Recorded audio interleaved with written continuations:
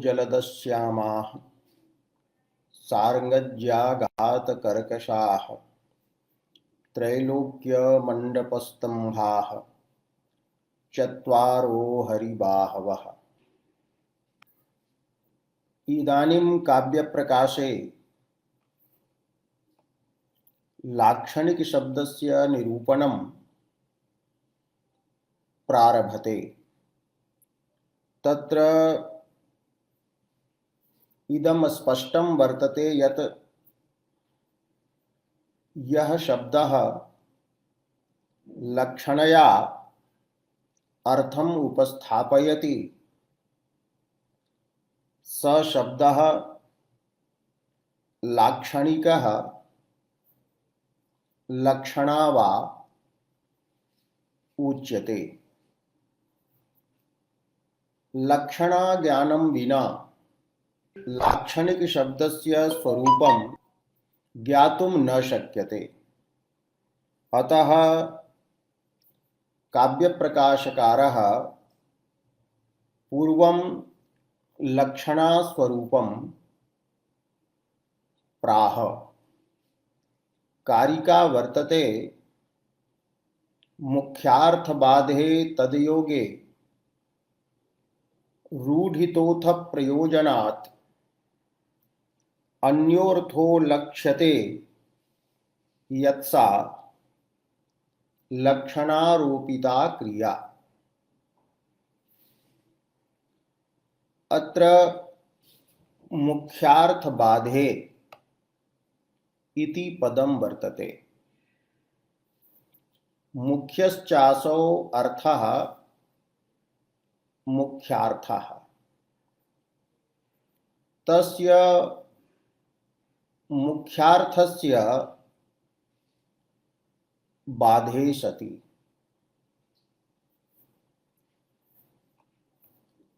मुख्यः अर्थः अभिधाबोध्यः अर्थः वर्तते इति पूर्वं प्रतिपादितं।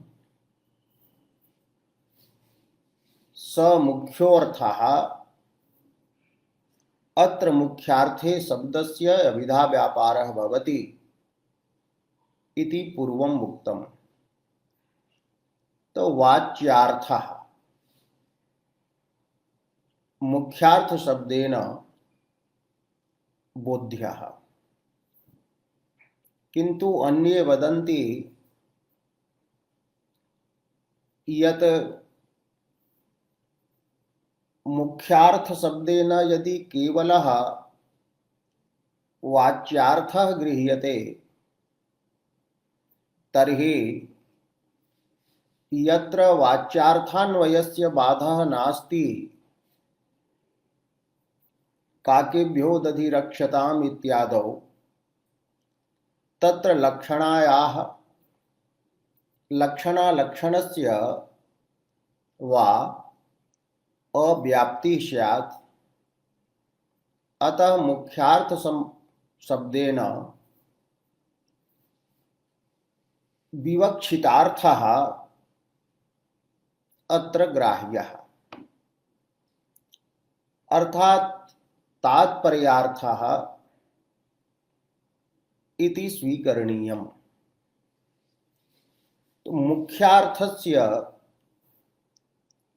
विवक्षितस्य अर्थस्य तात्पर्य विषयस्य अर्थस्य बाधः यदा भवति एवं च तद्योगे अत्र तदिति सर्वनाम्ना मुख्यार्थबाधे इति समस्ते पदे गुणीभूतः यः वर्तते मुख्यार्थ शब्दः तस्य परामर्शः भवति। सर्वनाम्ना हि कदाचित् गुणीभूतस्यापि अर्थः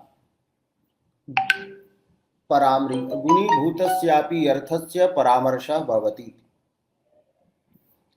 अतः तस्य योगे मुख्यार्थस्य संबंधे सति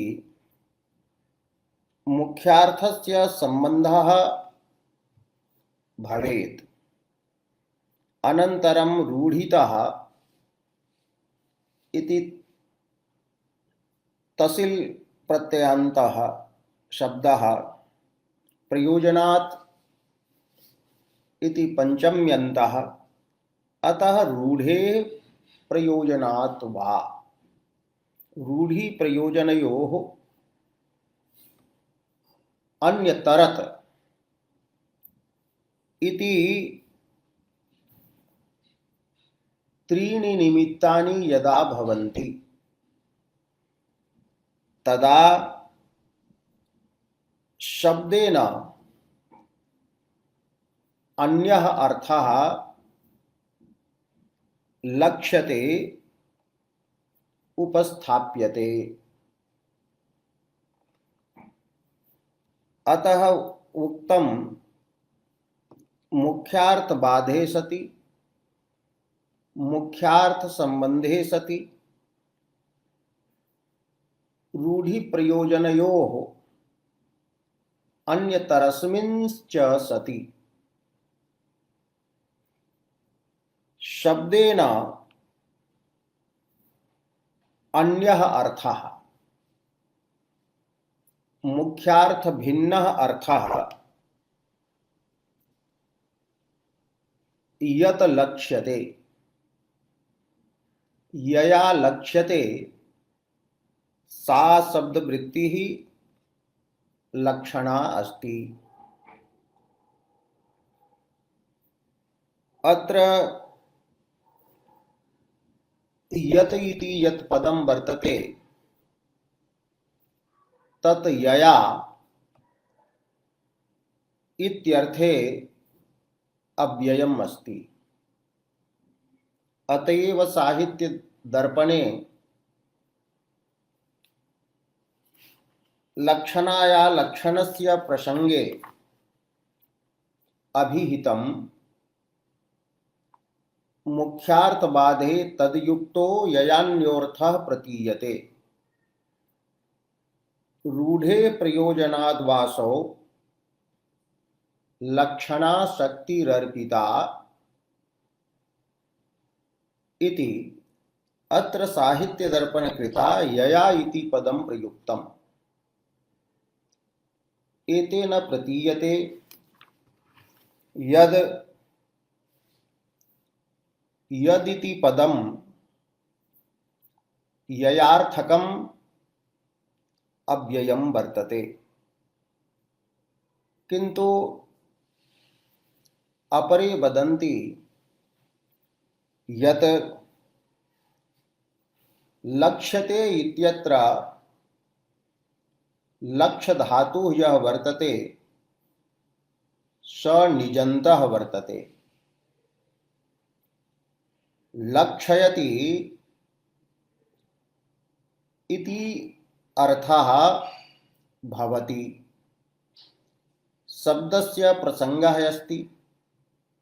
अतः वक्तुं शक्यते मुख्यार्थबाधादौ सति शब्दः अन्यम् अर्थं लक्षयति। अतः शब्दगतः निजर्थ व्यापारः यः वर्तते तस्य व्यापारस्य बोधकः अयं यत् शब्दः वर्तते। मुख्यार्थबाधादौ सति मुख्य भिन्नार्थ बोधकः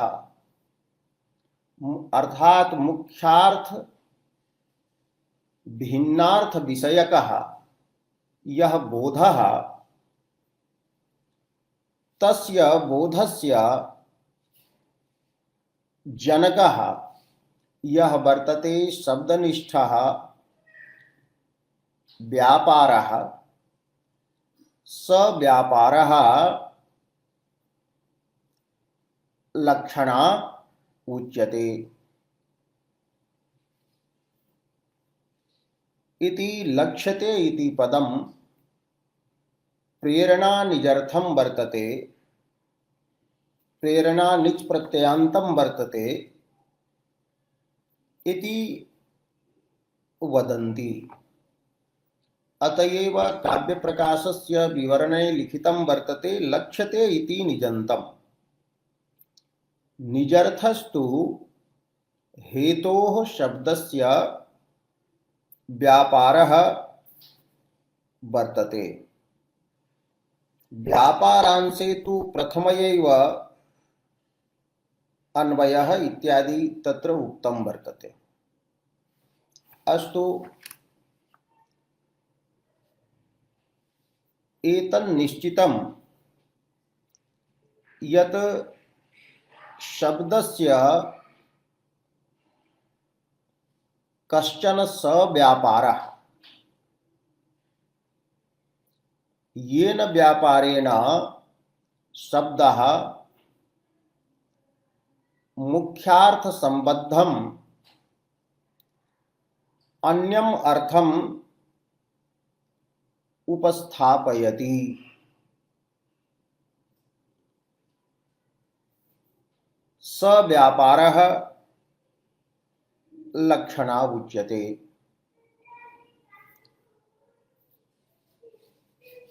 अत्र मुख्यार्थबाधः नाम किम् अस्ति? मुख्यार्थः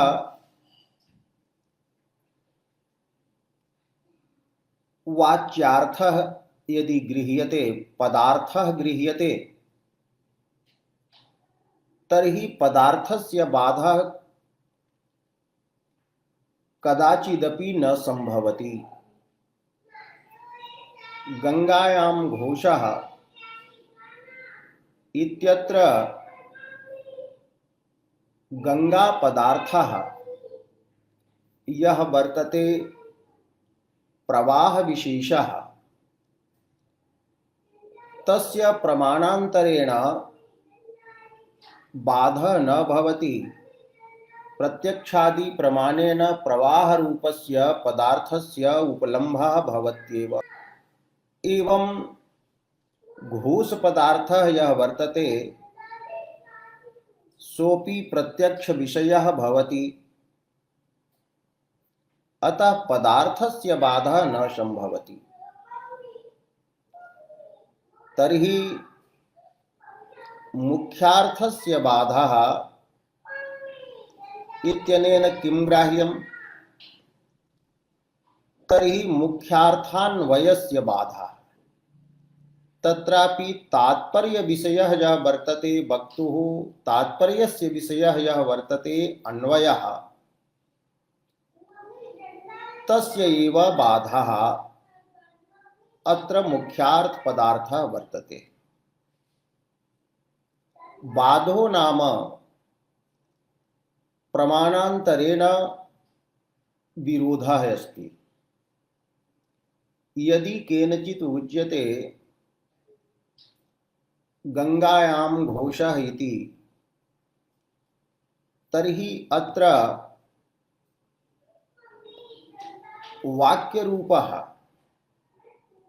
यः शब्दः वर्तते, शब्दप्रमाणं वर्तते, तेन शब्दप्रमाणेन घोषाधिकरणत्वं प्रवाहे बोध्यते कि प्रवाहे घोषः अस्ति। गंगेति प्रातिपदिकोत्तरया विभक्त्या ङी विभक्त्या अधिकरणत्वं स्वप्रकृत्यर्थे प्रवाह विशेषे एव बोध्यते। एवं शब्द प्रमाणेन घोषाधिकरणत्वं, घोषस्य आधाराधेय भावरूपः संबन्धः तत्र प्रवाहे बोध्यते। किंतु प्रत्यक्ष प्रमाणेन घोषाधिकरणत्वं प्रवाह विशेषे न लभ्यते। अतः शब्द प्रमाणेन बोधितं प्रवाहनिष्ठं यत् वर्तते घोषाधिकरणत्वं तत् प्रत्यक्ष प्रमाणेन विरुद्धं भवति। एवं घोष पदार्थस्य यः अन्वयः स एव अत्र बाधितः वर्तते। अत्र प्रवाह प्रतियोगिकः आधाराधेय भावः यः घोषानुयोगिकः सम्बन्धः स अन्वयः एव प्रमाणान्तरेण विरुध्यते। एवं अन्वयस्य विरुद्धत्वात् अर्थात अन्वयस्य बाधात् अन्वयस्य यः अन्वयी वर्तते प्रवाह रूपः यः अन्वयी संबंधी पदार्थः तस्य पदार्थस्यापि बाधः स्वीक्रियते। अतः मुख्यार्थस्य बाधः अन्वये बाधते सति अन्वयस्य संबंधित्वेन पदार्थस्यापि तत्र बाधः स्वीकरणीयः भवति। अतः मुख्यार्थस्य बाधे इति उक्तं, मुख्यार्थान्वयस्य बाधे इति न उक्तं, यतो हि अन्वयबाधेन अन्वयबाधद्वारा तत्र पदार्थबाधः विवक्षितः अस्ति। एवं तात्पर्य विषयः यः अन्वयः वर्तते तस्य बाधः यदा स्यात् तदैव शब्दे लक्षणा व्यापारस्य प्रवृत्तिः भवति। मुख्यार्थबाधे इति यदि नोच्यते तदा तदभावे मुख्यार्थ संबंध मात्रेण अन्यार्थः कर्तुं न शक्यते। अन्यथा रामो गच्छति इति वाक्ये राम शब्दस्य एकजन्यत्व संबंधेन लक्ष्मणेपि प्रयोगः लक्षणया स्यात् तर्हि लक्ष्मणः गच्छति इति अर्थः भवेत्। रामो गच्छति इत्यत्र अन्वयः बाधितः नास्ति, तत्रापि तात्पर्य विषयः यः वर्तते अन्वयः स बाधितः नास्ति, अतः लक्षणा न प्रवर्तते। मुख्यार्थबाधे इति पदस्य अप्रयोगे अति प्रसंगः स्यात् लक्षणा लक्षणस्य, अतः मुख्यार्थबाधे इति उक्तम्। एवं मुख्यार्थबाधे इति उक्तौ अपि यदि तद्योगे इति न उच्यते तदा गंगायां घोषः इत्यत्र गंगा शब्दस्य लक्षणा तत्र यमुनायामपि स्यात् अथवा यमुना तटेपि स्यात्, अतः तथा न भवेत्। अतः तद्योगः अपेक्षितः। लक्षणया यः अर्थः उपस्थाप्यते सोऽर्थः मुख्यार्थेन संबद्धा भवेत्। अतः तद योगे इति उक्तम्। तद योगे इति कथनस्य अयमेव वर्तते अभिप्रायः। रूढितोऽथ प्रयोजनात् इति यदि न उच्यते तर्हि केवलेन मुख्यार्थवादेन एवं मुख्यार्थ संबंधेन शब्दे लक्षणा व्यापारः स्वीकृतः भवेत्। रूढ़ि प्रयोजनयोः अभावे मुख्यार्थवादे सति तत्संबंध मात्रेण लक्षणया अर्थ प्रतिपादने काव्ये दोषः स्वीकृतः वर्तते।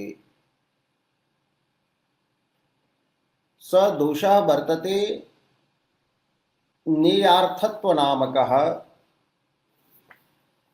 स दोषः। करोति ते मुखं तन्वी चपेटापातनातिथिं शरत्काल समुल्लासी पूर्णिमा सर्वरि प्रियं करोति ते मुखं तन्वी चपेटापातना तिथिम। अत्र चपेटापातना तिथि इति पदेन मुख्यार्थबाधे सति संबंधे च सति मुखेन चंद्रस्य निर्जितत्वं लक्ष्यते। अत्र चपेटापातना तिथि शब्दस्य निर्जितत्वे तत्र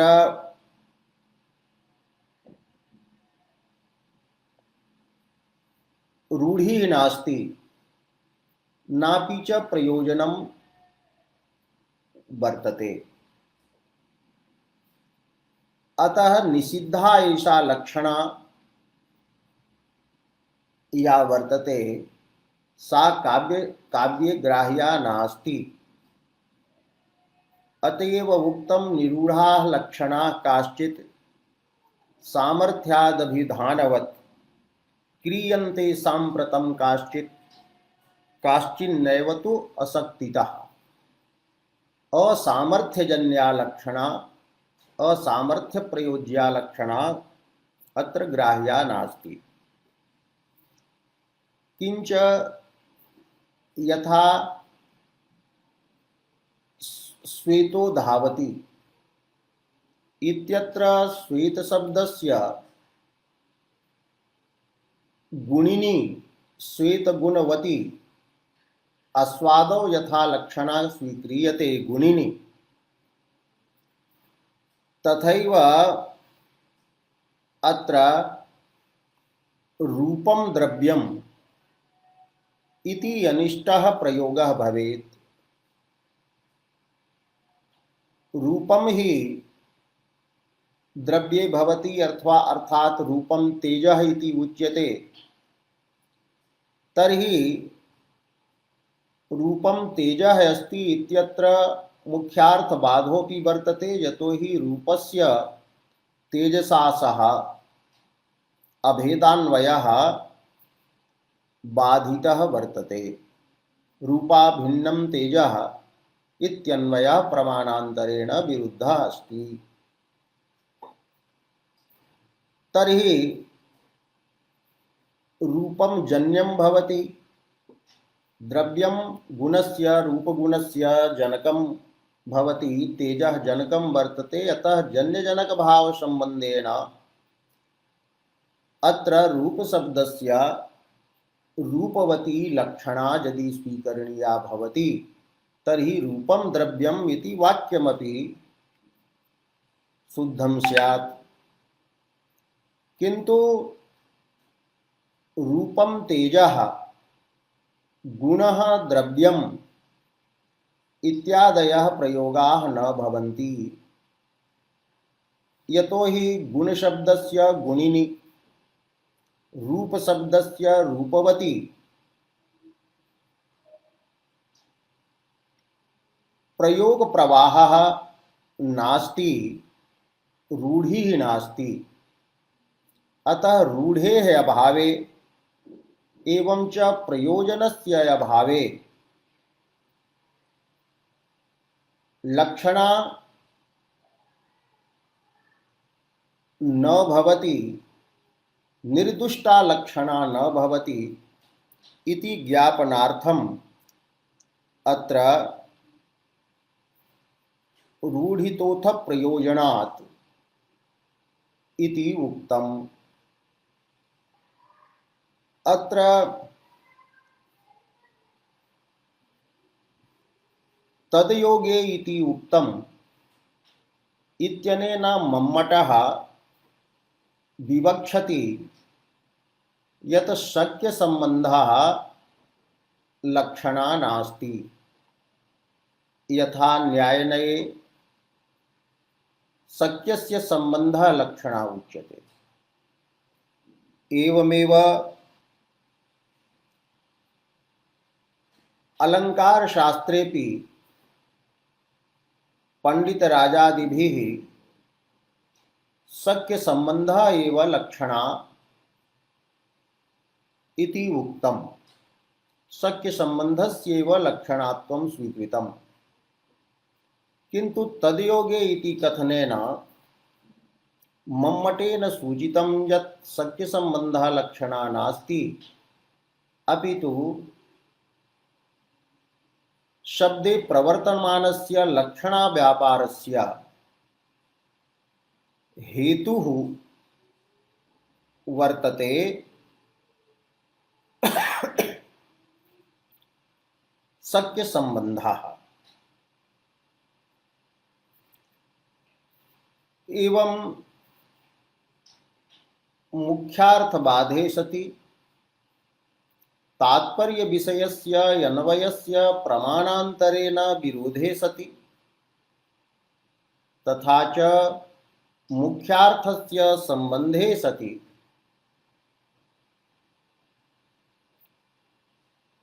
रूढ़ि प्रयोजनयोः अन्यतरस्मिंश्च सति अन्यः अर्थः मुख्यार्थ प्रतियोगिक भेदवान अर्थः। अन्य इति शब्दस्य अर्थः वर्तते भेदवान, भिन्नः। तर्हि भेदः किं प्रतियोगिकः यत्र ग्राह्यः, तर्हि भेदः अत्र मुख्यार्थ प्रतियोगिकः एव ग्राह्य, अर्थात मुख्यार्थ भिन्नः, मुख्यार्थ भेदवान अर्थः। यया शब्दवृत्त्या बोध्यते सा शब्दवृत्तिः लक्षणा वर्तते। इत्थं मुख्यार्थ बाधादि हेतुकः मुख्यार्थ भिन्नार्थ विषयकः शब्द व्यापारः लक्षणा इति लक्षणं पर्यवसन्नं भवति। एष लक्षणा व्यापारः शब्दे वस्तुतः नास्ति। अयम् अर्थगतः व्यापारः। शब्दे तु अस्य आरोपः वर्तते। अतः लक्षणा आरोपिता क्रिया वर्तते। पुत्र पुत्र पुत्र आरोपिता एषा अस्ति तर्हि उच्यते प्रकरणवशात् शब्दे आरोपिता क्रिया। अन्यनिष्ठस्य धर्मस्य अन्यस्मिन् आरोपः भवति। अन्य धर्मस्य अन्यस्मिन् आहार्य बुद्धिः बाधकालिकेच्छाजन्यं ज्ञानम् आरोपः उच्यते। यथा चंद्रे भवति चंद्रत्वं, किंतु चंद्रत्वस्य आरोपः मुखे क्रियते कि मुखे चंद्रत्वं वर्तते, एवं मुखे चंद्रत्वम् आरोप्य उच्यते मुखं चंद्रः इति। चंद्रपदस्य शक्यः अर्थः वर्तते चंद्रः, शक्यतावच्छेदकं तत्र भवति चंद्रत्वम्, एवं शक्यतावच्छेदकं चंद्रत्वं मुखे आरोप्य उच्यते मुखं चंद्रः इति। एवं तटनिष्ठं घोषाधिकरणत्वं यदस्ति तत्प्रवाहे आरोप्य वक्त्रा उच्यते गंगायां घोषः। एवं अन्यनिष्ठस्य धर्मस्य अन्यस्मिन् बुद्धिः आहार्य रूपा बुद्धिः आरोपः उच्यते। अत्रापि एवं ध्येयम् गंगापदेन उपस्थापितः यह प्रवाह रूपः अर्थः वर्तते, प्रवाह विशेष रूपः अर्थः,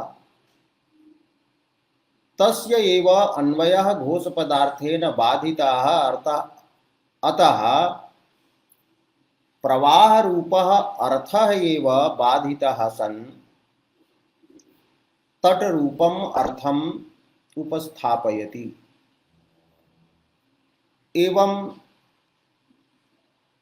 प्रवाह निष्ठः अर्थनिष्ठः वस्तुतः वर्तते लक्षणा व्यापारः, वाच्यार्थनिष्ठः वर्तते मुख्यार्थनिष्ठः वर्तते, मुख्यार्थे भवति वस्तुतः लक्षणा व्यापारः।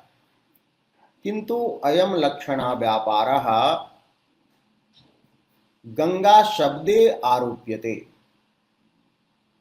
तो गंगा शब्दे अनारोपितः वास्तवः व्यापारः अभिधायस्ति, किंतु गंगा पदार्थ प्रवाह निष्ठः यः वर्तते लक्षणा व्यापारः,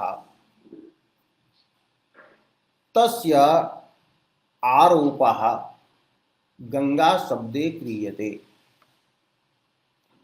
अतः उक्तम कि लक्षणा आरोपिता क्रिया वर्तते, शब्दे आरोपिता क्रिया अस्ति, आरोपितः व्यापारः वर्तते लक्षणा, शब्दे आरोपितः व्यापारः लक्षणा वर्तते। अत्र पुनः संदेहः भवति, शब्दे आरोपस्य किं प्रयोजनं, लक्षणा मुख्यार्थ निष्ठा एव भवतु नाम। तो मुख्यार्थ निष्ठस्य व्यापारस्य शब्दे आरोपः यः भवति तस्य प्रयोजनं किं वर्तते। अत्र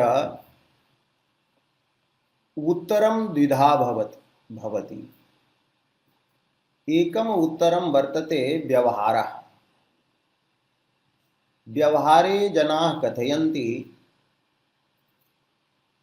गंगा शब्दः लक्षकः वर्तते, अर्थः लक्षकः अस्ति तस्य इति व्यवहारः न भवति।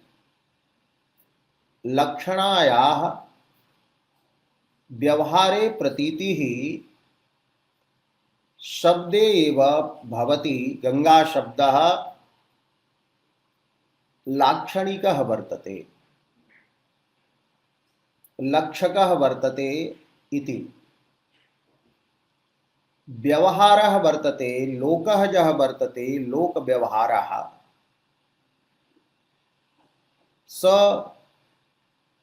सः अन्यथा कर्तुं न शक्यते। अतः वक्तव्यं शब्दगतः यः व्यवहारः भवति अत्र शब्दे लक्षणाय अस्ति इति। एष व्यवहारः कीदृशः वर्तते, वास्तवः वर्तते अथवा भाक्तः एव वर्तते, तर्हि उच्यते नहि लाक्षणिकः शब्दः लक्षकः शब्दः इति व्यवहारः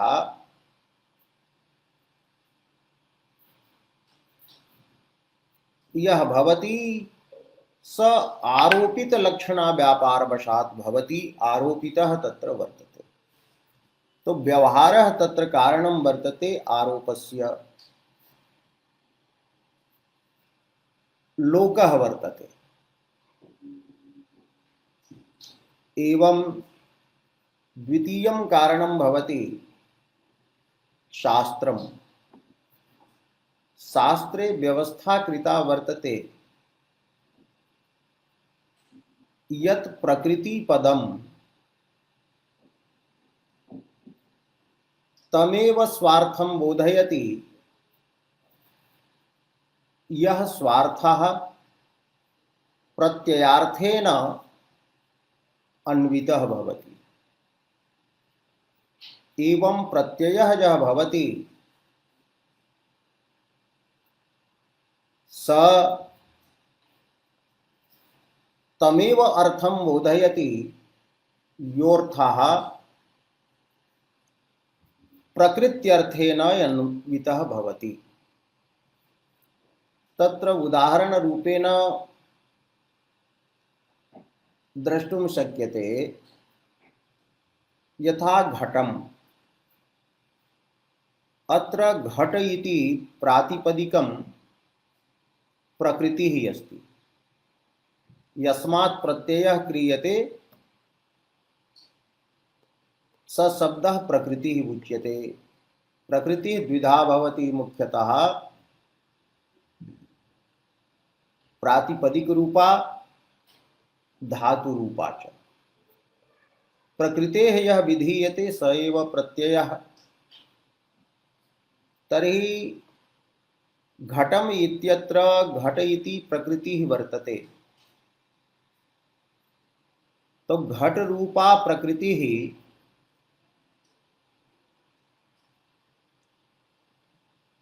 तमेव घट पदार्थं बोधयति यह घट पदार्थः अम प्रत्ययार्थेन कर्मत्वेन अन्वितः भवति। एवं अम प्रत्ययोपि तमेव कर्मत्व रूपम अर्थम प्रतिपादयति यत् कर्मत्व रूपम यः कर्मत्व रूपः अर्थः अत्र घट रूप प्रकृत्यर्थेन अन्वितः वर्तते। अर्थात् प्रत्ययः प्रकृत्यर्थान्वितम् एव, प्रकृत्यर्थेन संबद्धम् एव स्वार्थं बोधयति। प्रत्ययानां प्रकृत्यर्थान्वित स्वार्थबोधकत्वम् इति हि नियमः वर्तते। अत्र विचारणीयं वर्तते, गंगायां घोषः अत्र गंगा इति प्रकृतिः अस्ति, विभक्तिः अत्र सप्तमी वर्तते, ङी विभक्तिः। तर्हि ङी विभक्तेः अर्थः अधिकरणत्वं भवति, अधिकरणकारकं भवति। तर्हि ङी विभक्तिः अधिकरणत्वं तस्मिन्नेव अर्थे बोधयिष्यति यः अर्थः प्रकृतेः अर्थः भवेत्।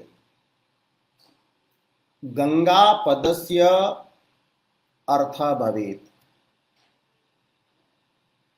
यथा गंगा पदस्य अर्थः वर्तते प्रवाहः, प्रवाह विशेषः, तत्रैव ङी प्रत्ययेन स्वार्थः अधिकरणत्वं बोधितं तत्र। किन्तु यदा बाधः जातः गंगा पदार्थेन तटरूपः अर्थः अस्माभिः गृहीतः, स तटरूपः अर्थः यदि गंगा शब्दस्य अर्थः न भवेत् तर्हि तटे प्रकृत्यर्थत्वं न भवेत्।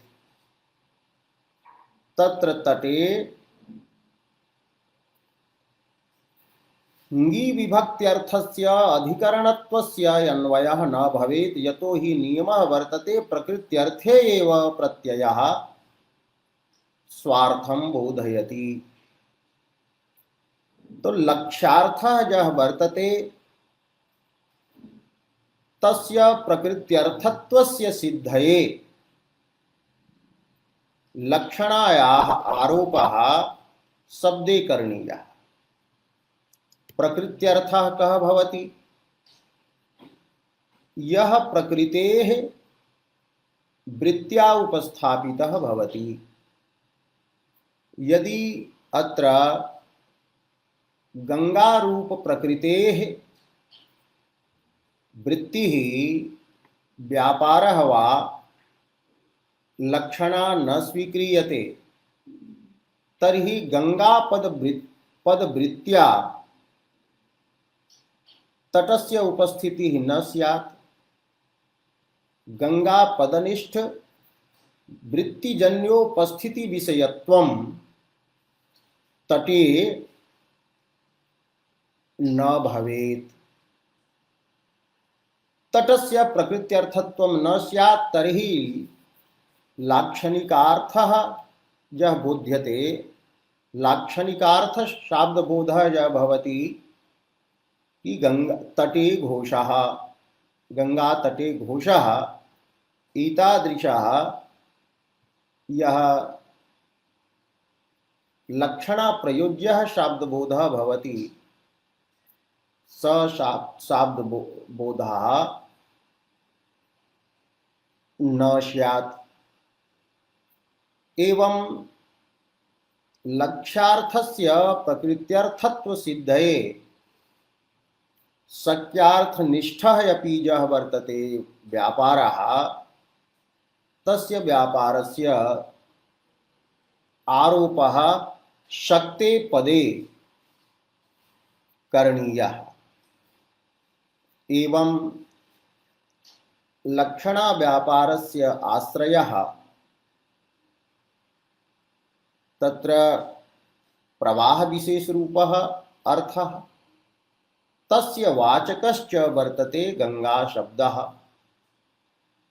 अतः स्वाश्रयवाचकत्व संबंधेन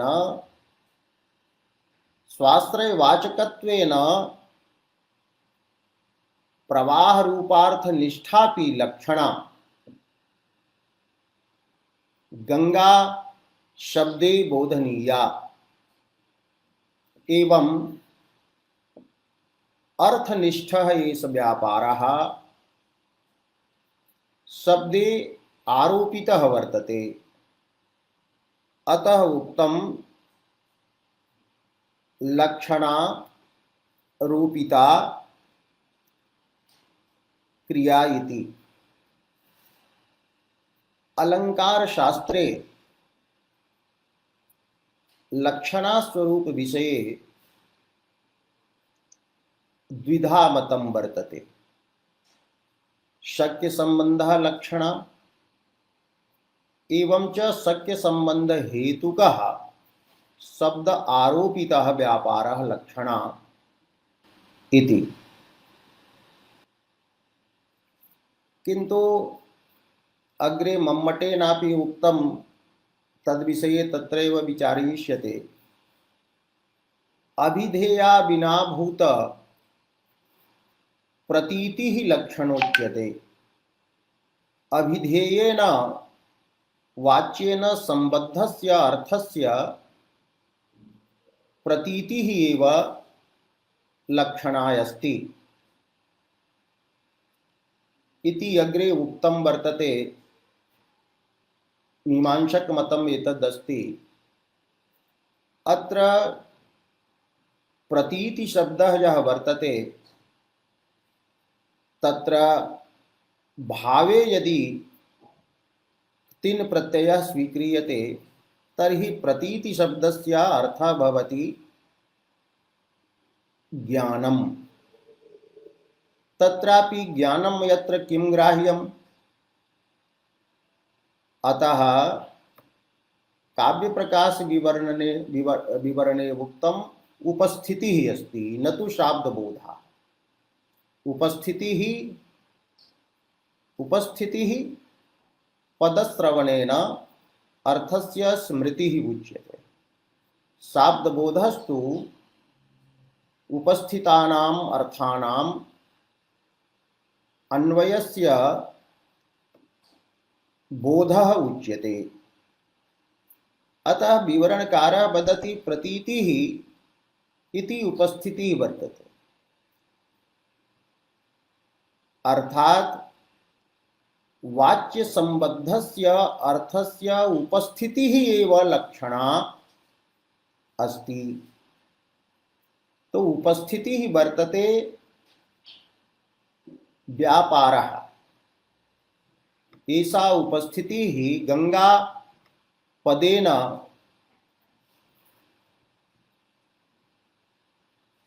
तटस्य उपस्थितिः भवति। तो एषा उपस्थितिः परंपरया गंगापदजन्या अस्ति। एवं च गंगापदेन जन्यः यः भवति तटे घोषः इति शाब्दबोधः, तस्य जनकः अपि भवति। अतः उपस्थितिः एव लक्षणा वर्तते। एवं मुख्यार्थबाध तत्संबंध रूढ़ि प्रयोजनान्यतर हेतुका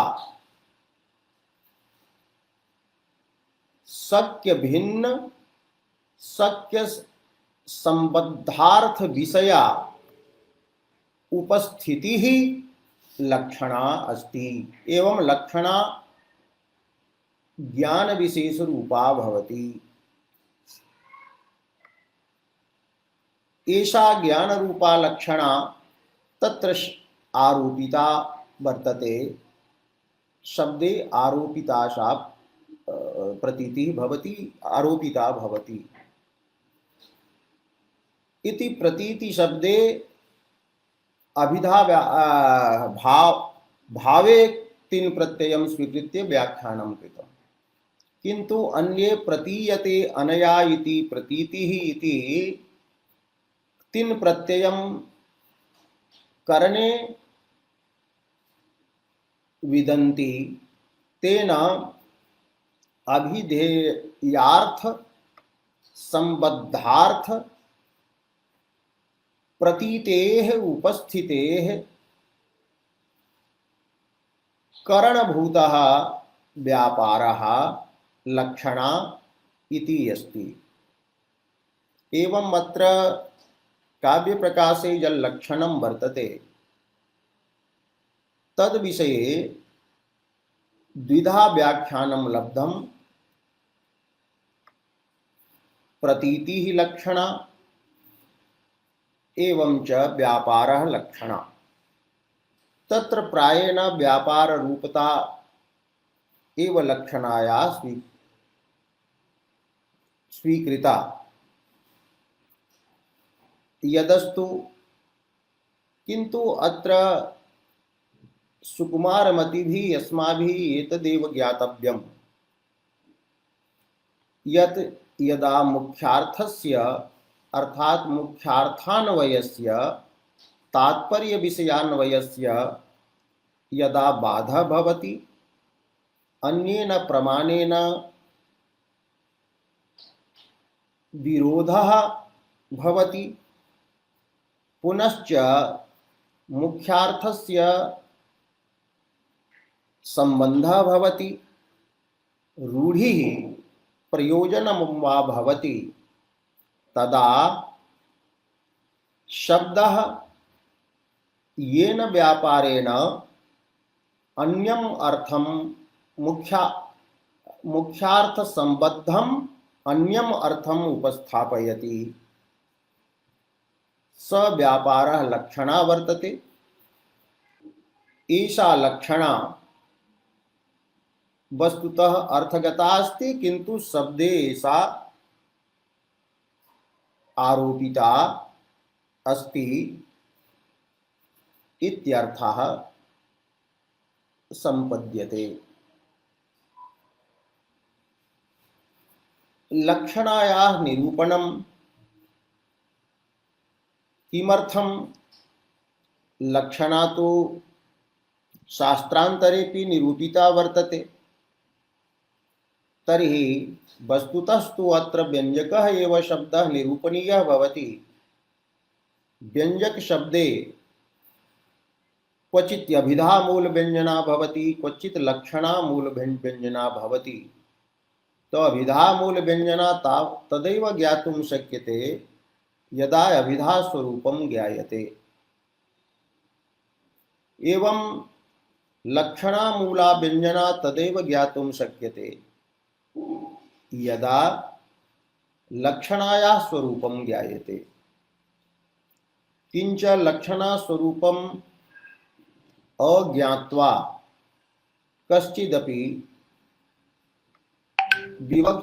अविवक्षित वाच्य ध्वनिं ज्ञातुं न शक्नोति। एवं अलंकार शास्त्रे लक्षणा निरूपणस्य प्रयोजनं वर्तते केषाञ्चन अलंकार शास्त्रीय तत्वानां व्यवस्थापनम्।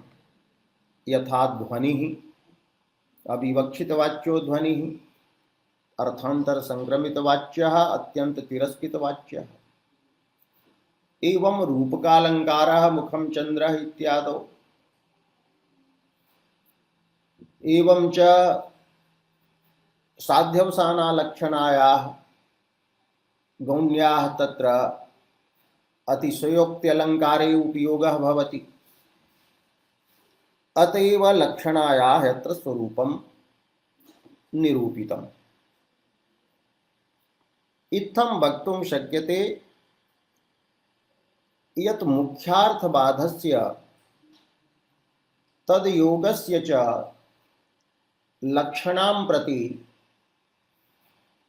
दंडचक्रादि न्यायेन कारणत्वं स्वीकरणीयम्। द्वयोः सत्वं भवेदेव, किंतु रूढ़ि प्रयोजनयोः तत्र एकमपि भवितुम् अर्हति। तत्र रूढ़ि लक्षणा काव्यशास्त्र दृष्ट्या तथा उपयोगिनी नास्ति, काव्ये उपयोगिनी तथा नास्ति, किंतु प्रयोजनवती लक्षणा अस्ति। अतः प्रयोजन प्रसंगात् अत्र रूढ़े अपि चर्चा तत्र जाता। एवं कारिकायाः यः अभिप्रायः एतद् विषये टीकासु च यत् वर्तते तस्य सारभागः मया न्यस्तः। मुख्यार्थवादे तद्योगे रूढितोऽथ प्रयोजनात् अन्योर्थो लक्ष्यते यत्सा लक्षणारोपिता क्रिया इति कारिकार्थः विचारितः।